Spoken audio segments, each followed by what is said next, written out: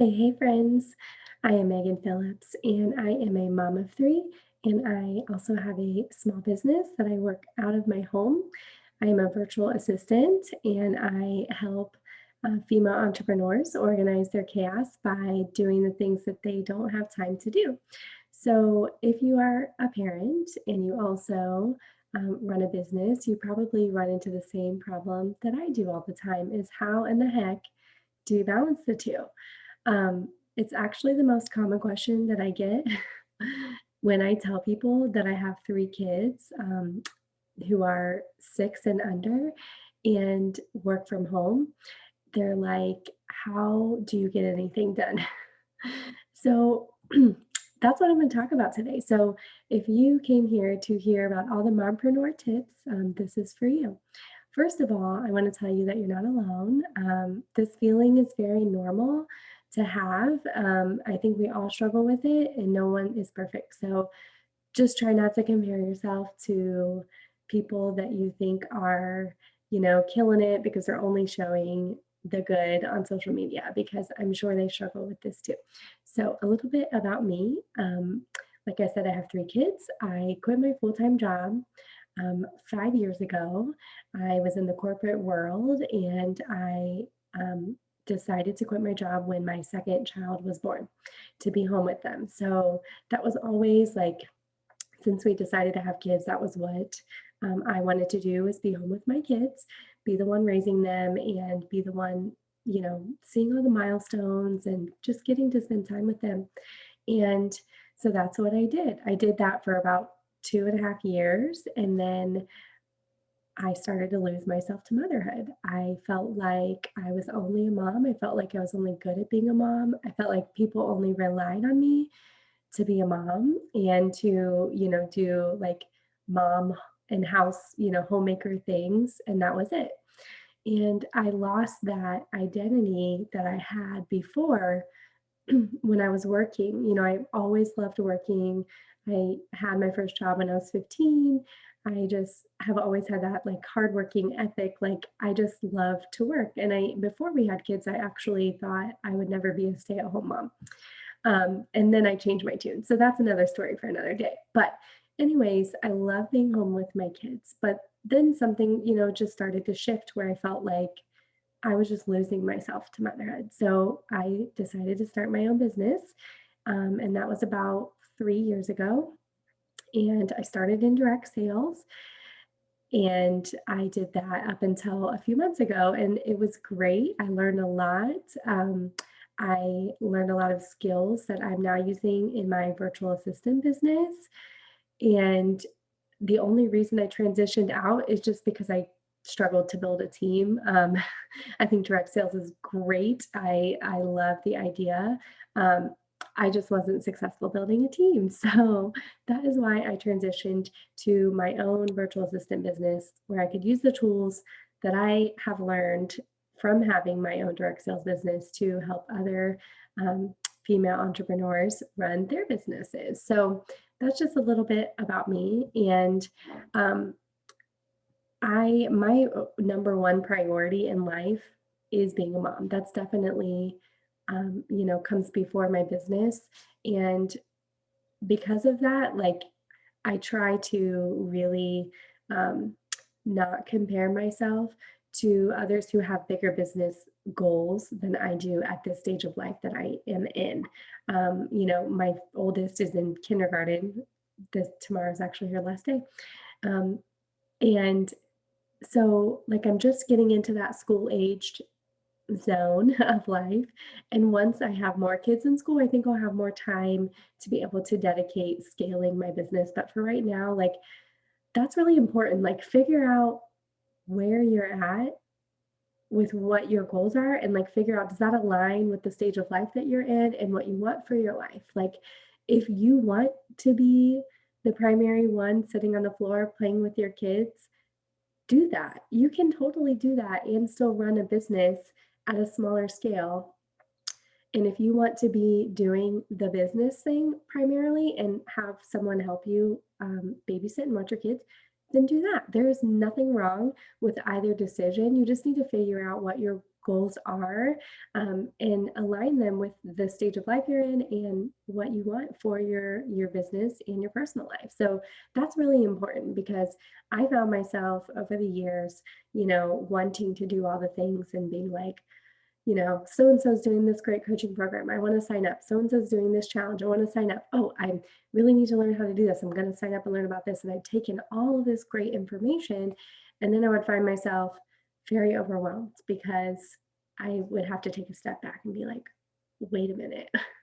I'm not trying to grow a six-figure business. I don't have time to grow a six-figure business right now. So why am I overwhelming myself with all of these things when I can take it at a slower pace? It doesn't make me less of a mom or less of a business owner if I do it at my own pace. So I think if you get anything out of this, that's the takeaway. Like that's the most important thing is you are allowed and you need to give yourself permission to do it at your own pace. You do not have to hustle and, feel like you need to do the huge business if that doesn't align with your life. And if that does align, then that's fine too. There's nothing wrong with it.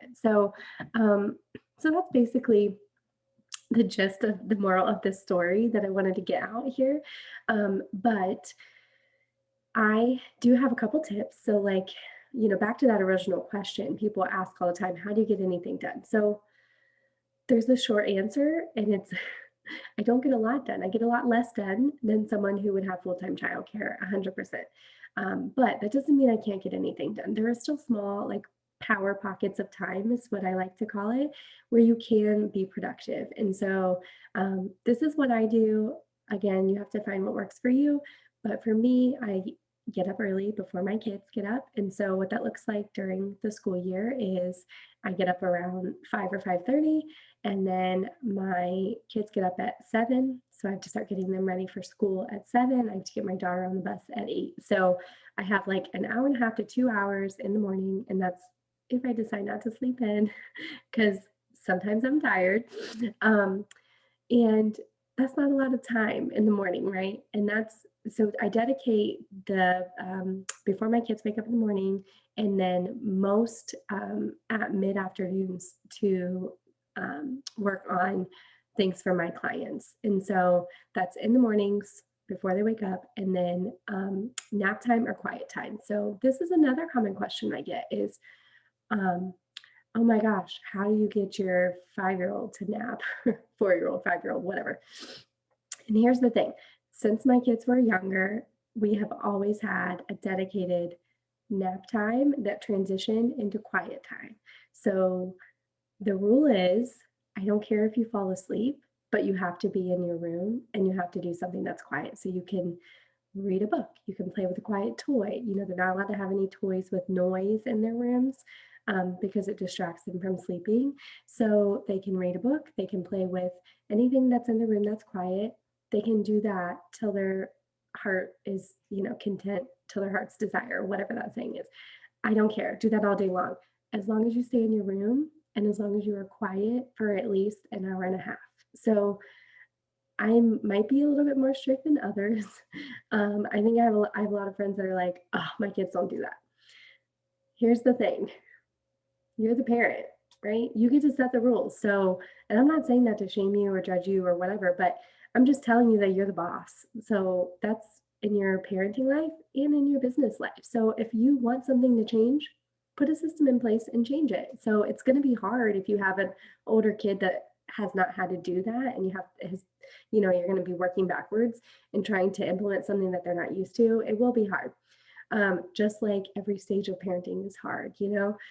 But you can do it. If you want to have enforced quiet time, I wholeheartedly believe that it's something that you can enforce. So, anyways, um, also just to note, so my middle son just turned 5, and he literally still falls asleep. So like sometimes he'll complain and say, "I want to come down," and I have to, really remind him that he has to stay in his room, and he has a special clock that goes off, and that's when he's allowed to come out in the mornings and at nap time.